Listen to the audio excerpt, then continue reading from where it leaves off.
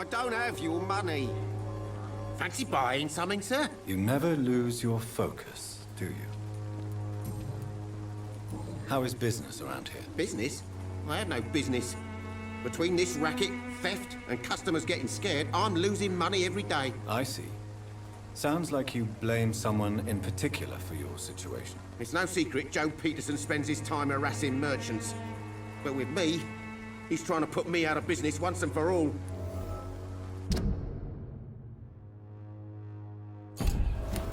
As a merchant, you see Whitechapel every day. Have you noticed anything out of the ordinary recently? What you mean besides the epidemic, the war, and all the usual crap? As long as I can remember, this part of town has been a bottomless pit, and no sign of the bottom yet. Violence is increasing in the borough. Yeah. A few nights ago, some blokes jumped me. Came out of one of the condemned workshops. Fever, madness, something like that. Where did this happen? Why did you go there? In the closed workshops nearby. I worked there as an apprentice in better days. Now I only go to find trinkets or tools. Too bad I was mugged, though. There was good money in that little box of loot I lost. Have you been hurt? No, but that's only because I ran like hell. Those men were raving lunatics, I tell you. Not even able to speak anymore, just screaming.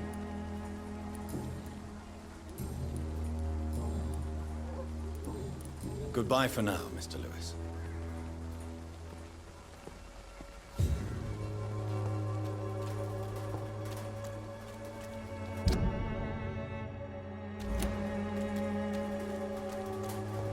I should never have taken up my father's business.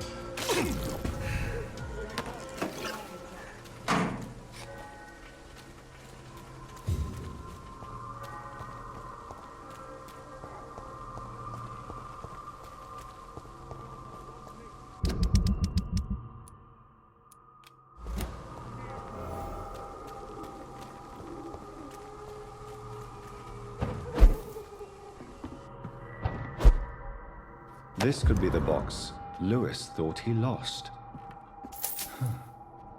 There's a letter inside.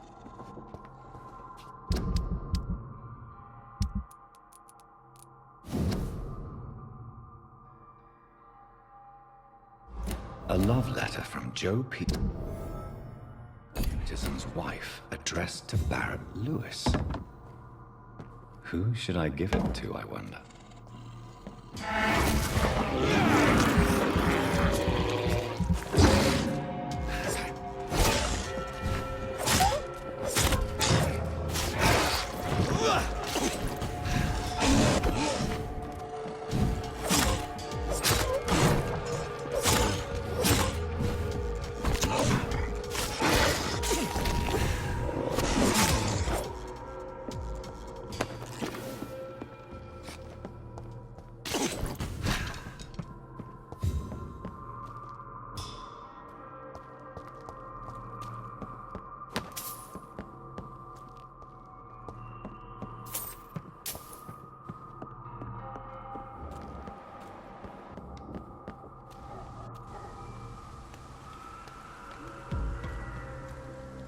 This is no place for you, sir. Lead spotted!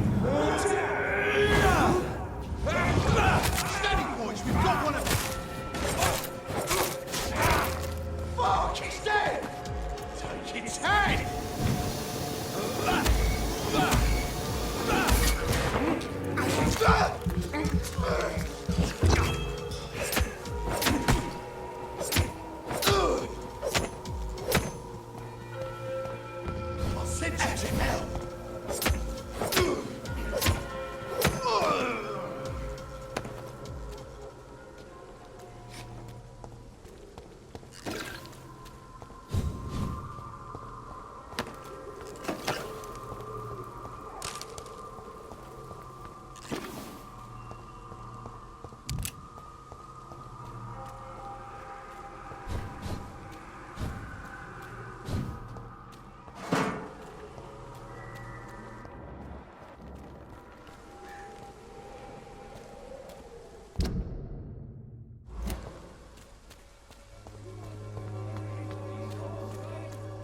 Imprisoned by your daily routine, unable to see the true horror.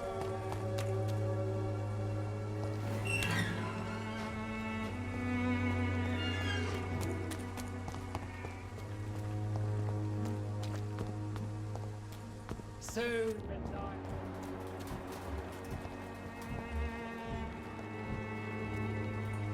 Fancy buying something, sir? You never lose your focus, do you? Goodbye.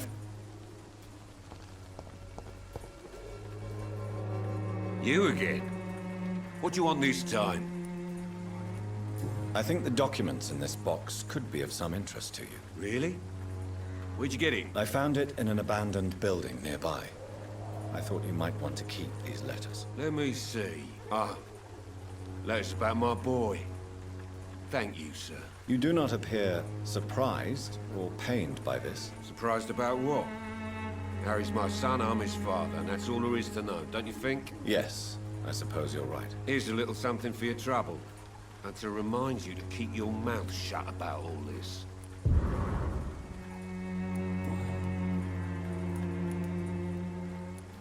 May I ask what you do around here? I'll do whatever I want, and sometimes even more. Now sod off. According to you, physicians are scarce in this part of town. Why is that? Not familiar with this neighborhood, are you? I guess your fancy colleagues are too afraid of being stabbed in the back. This part of town does have quite a reputation. Would you say it's justified? Totally. Look at me, for instance. I always look my opponent in the eye before knocking him out. How did you become the local bully everyone is afraid of, Joe? There's no pride in roughing up poor bastards. But this is the only job I've found. And it pays well, too. A job?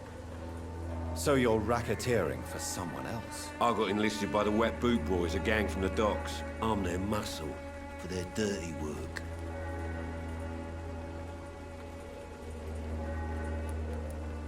Most people don't become thugs when unemployed. This is a choice you made. I don't care what you think, sir. I do what I have to do for my own reasons, and that's that. I'm not sure Mr. Lewis would agree with your by all means necessary philosophy, sir. Oh, do you really think he's the poor victim here? Barrett can be as sneaky as anyone. Long ago, I even called the bastard my best friend.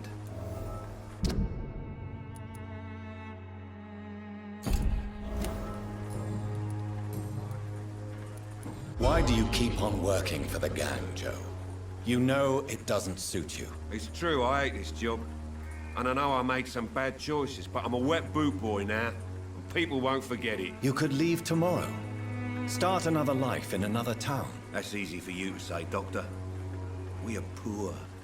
My son's weak, and there's no way he'll endure another disappointment. Goodbye, Mr. Peterson.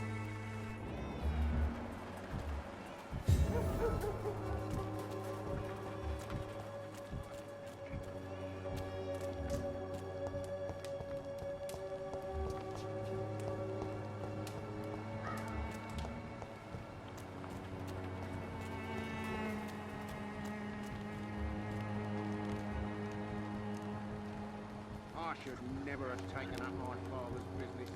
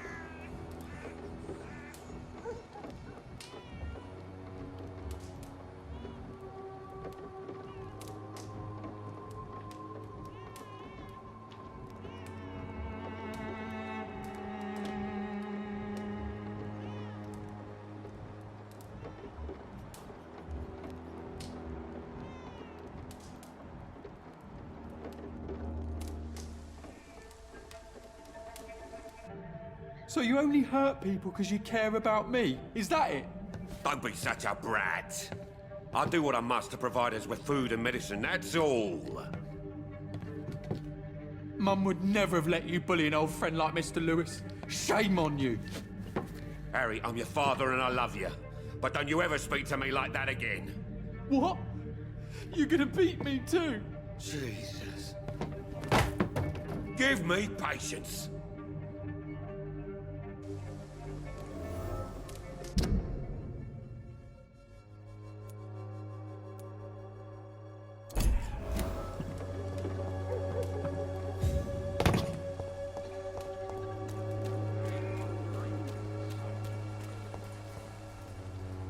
Fancy buying something, sir? You never lose your focus, do you?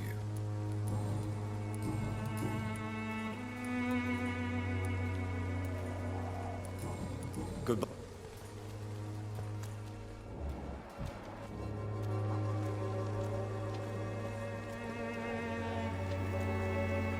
You again? What do you want this time? Why is your relationship with your son so difficult? Harry and I are so different. Sometimes I wonder if he's my own blood. Seems he's ashamed to be my son. Why not change that then? If you used your strength to do good, perhaps Harry wouldn't feel that way about you. How dare you tell me what I should or shouldn't do with my boy? Who the fuck are you to interfere like that?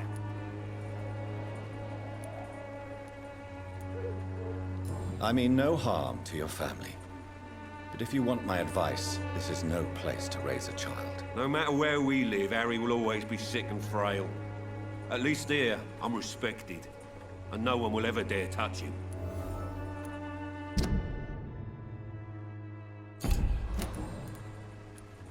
Goodbye, Mr. Peterson.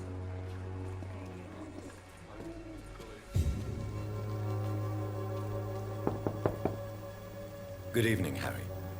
May I come in? Sure. Sure. Even my dreams are soaked with gloom. So, May I ask you a few questions? I'm not bothered. What could be worse? How do you feel? I'm fine. I mean, it's not easy every day, but I'm fine. I'm just tired of being sick all the time. If only I could be tough like... well, you know. Speaking of which, what can you tell me about your father? My father is an idiot who makes idiot things. That's all I have to say. Forgive my bluntness, young man, but you don't seem happy living in Whitechapel. Why should I? I never wanted to come here in the first place. It was my father's decision. And look around you. Does this look like a nice place to live?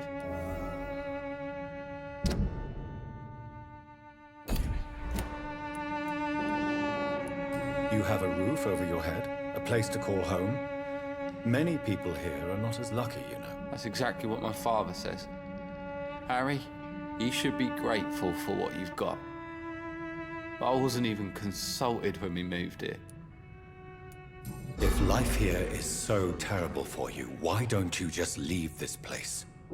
Have you ever spoken to your father about it? I don't go outside. It terrifies me so. I went outside once without my father noticing and I saw terrible things. Bloody and frightening things. So that's why you stay at home all day? For fear of the epidemic? I'm not afraid of disease or death, Dr. Reid. It's the living I'm afraid of.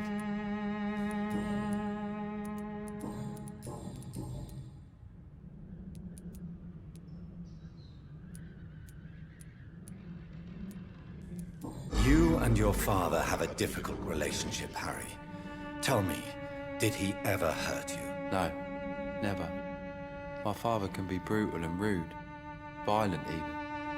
But he never touched an hair on my head. What is going on between you two then? It's his job, if you can call it a job. He bullies people. Men and women we know, like poor Mr. Lewis, is just not right. Would it ease tensions with your father if he got an honest job? Because he tried, you know. I can't say. I'd be glad if he dropped his thuggish activities. But I'm not sure it would be enough. Why is that? Sometimes I suspect it's me, Dr. Reid. Or it's this life.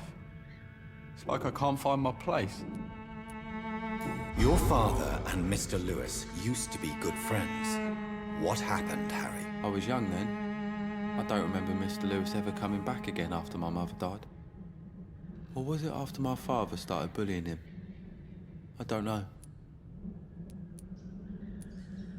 Have you tried speaking to Mr. Lewis about it? I don't go out often, but yes. And he scolded me and told me to leave him alone. I guess my father frightens him too much. But you are not responsible for your father's actions. Am I not? Dad always says that he joined that gang for my safety. So if I wasn't born, people wouldn't be worrying about Colossus Joe. Do you remember when Barrett Lewis was close to your family? To your mother? Not really. I was too young. But I remember it was a happier time. Mr. Lewis was funny. He often had dinner with us.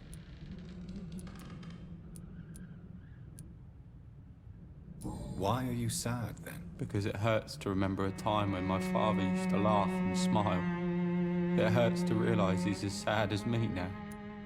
How was he towards you? He was nice, I guess. He never forgot my birthday. He always offered me books. I liked books.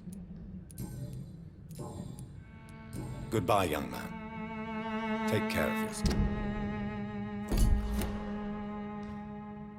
Even my dreams are soaked with glue.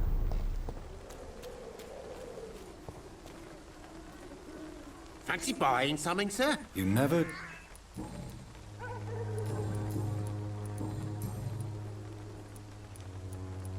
Joe Peterson. He's the villain here, isn't he? But you seem to know each other. I'd known Joe for years. I saw him box once or twice. He was a friend then. But these days, he's just another thug. What can you tell me about Mr. Peterson? Besides his behavior toward you, obviously. Colossus Joe was a decent boxer, good one even. But after his wife passed away, he found every excuse to stop training. Just wanted to pick fights with everyone. Without making excuses for him, it's safe to say that despair can poison even the sanest mind. We've all had some rough times, ain't we? But most of us don't use our fists to see us through. And no one has ever stood up to this thug. Nobody would be fool enough to stand against a wet boot boy. What do you know of Harry Peterson? The boy seems so fragile. Not like his father at all. Harry's a good boy, but he spends most of his time complaining. He's had it tough, all right, but he needs to grow a pair. What troubles him exactly? Well, despite being his father's son, almost everything, I think. He never wanted to come to Whitechapel in the first place. Hates this place more than most of us. Barrett, you had an affair with Joe's wife, didn't you? Yeah, I did. She's the only woman I loved.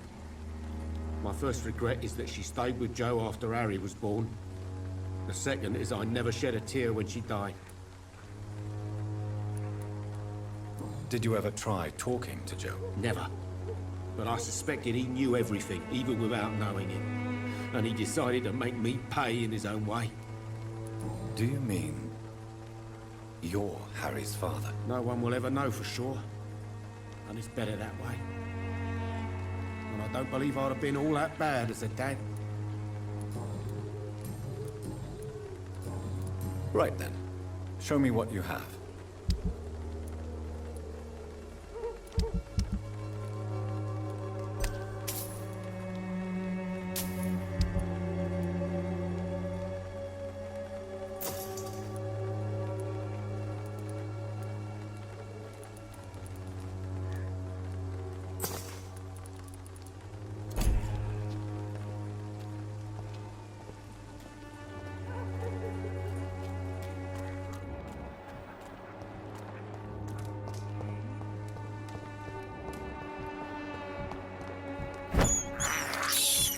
I have this thirst for blood.